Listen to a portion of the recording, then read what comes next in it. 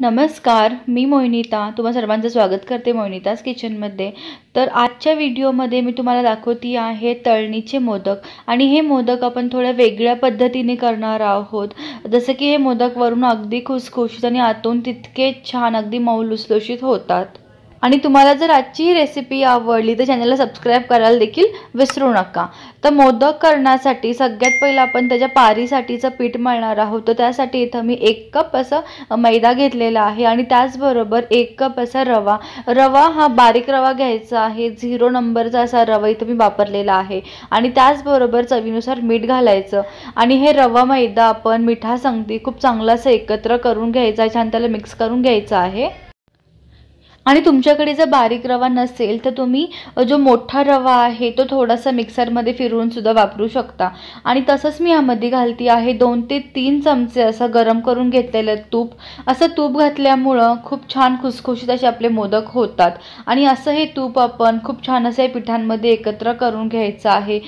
आणि आता हे पीठ आपण थोडंसं पाणी घालून छान असं मळून घ्यायचं आहे। तसंच मी चॅनलवरती उकडीचे मोदक आणि मावा मोदक सुद्धा अपलोड केलेले आहे, त्याची रेसिपी सुद्धा तुम्ही जाऊन बघू शकता। त्याची लिंक मी तुम्हाला डिस्क्रिप्शन बॉक्समध्ये दिलेली आहे। तसंच मी ह्यामध्ये परत थोडंसं पाणी घालून घेते आणि परत हे छान असं पीठ मळून घेते आहे। अगदी मऊसूद असं हे पीठ आपण मळून घ्यायचं आहे आणि असं हे मळलेलं पीठ आपण अर्धा ते पाऊण तास झाकून ठेवायचं आहे। आणि हे पीठ छान मुरेपर्यंत आपण त्या मोदकाचं सारण किंवा त्या स्टफिंगची तयारी करून घेऊ। तर त्यासाठी इथं मी पॅन गरम करत ठेवून त्याच्यामध्ये 2 ते 3 चमचे असं साजूक तूप घालून घेते आहे आणि हे तूप असं मस्त वितळून घ्यायचं आहे। आणि ह्या तुपावरती आता मी घालती आहे अर्धी वाटी असा बारीक रवा, शक्यतो बारीक रवाच घ्यायचा प्रयत्न करा। आणि असा हा रवा आपण अगदी बारीक गॅसवर छान परतून घ्यायचा, त्याचा छान असा खमंग वास येईपर्यंत आपण हा रवा परतून घ्यायचा आहे। आणि इथं असं हे आपलं रवा छान भाजून झाल्याच्या नंतर त्याच्यामध्ये मी आता घालती आहे 1 वाटी ओलं खोबरं, असं छान बारीक त्याला मी किसून घेतलेलं आहे। आणि असं हे खोबरं आणि रवा आपण 5 ते 6 मिनिटं बारीक गॅसवर छान असं भाजून घ्यायचं आहे। आणि इथं असं खोबरं छान भाजून झाल्याच्या नंतर त्याच्यामध्ये मी घालती आहे 2 ते 3 चमचे अशी दुधावरची साय। तुमच्याकडे जर साय नसेल तर तुम्ही मिल्क पावडर सुद्धा वापरू शकता। साय घातल्यामुळं खूप छान असं मऊसूद असं टेक्स्चर येतं सारणाला। आणि त्याचबरोबर मी ह्याच्यामध्ये घालती आहे दुधामध्ये असं मी थोडंसं केसर भिजत ठेवलं होतं, ते केसरचं दूध मी ह्यामध्ये घालतीये।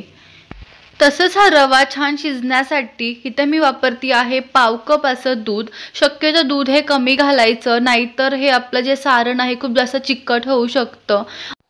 आणि असं हे मिश्रण आपण 5-1 मिनिटं छान असं बारीक गॅसवर परतून घ्यायचं आहे।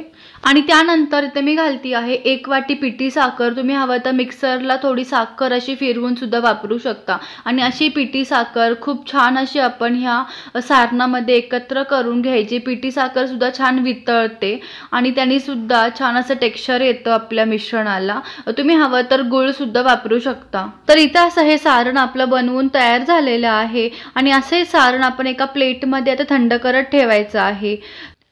तर पूर्णपणे छान थंड झाल्याच्या नंतर इथं असं अगदी मऊ लुसलुशीत अगदी हे सारण तयार झालेलं आहे। अगदी छान ते गार सुद्धा झालेलं आहे। आणि त्यानंतर इथे असं पीठ सुद्धा आपलं मस्त मुरलेलं आहे। आणि आता या पिठाचे आपण पेढे करून घेऊ किंवा अशा लाट्या करून घ्यायच्या आहे, छोट्या अगदी मोदकाला लागतील तशा।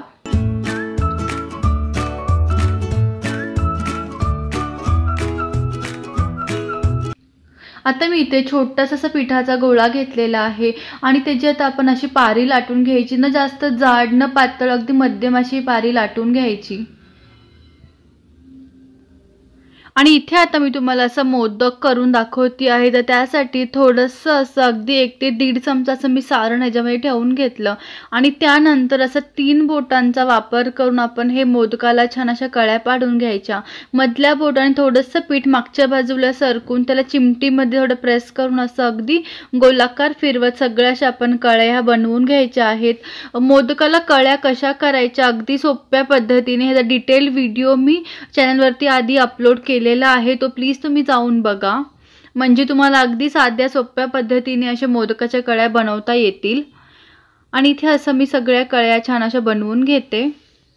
आणि अगदी असं हलक्या हाताने असं सगळ्या ह्या कळ्या आपण जुळवायच्या आणि छान अलगद त्याला असं फिरवत असा मोदक तयार करून घ्यायचा आहे। त्याच प्रकारे असे मी थोडे मोदक इथे तयार करून घेतलेले आहेत।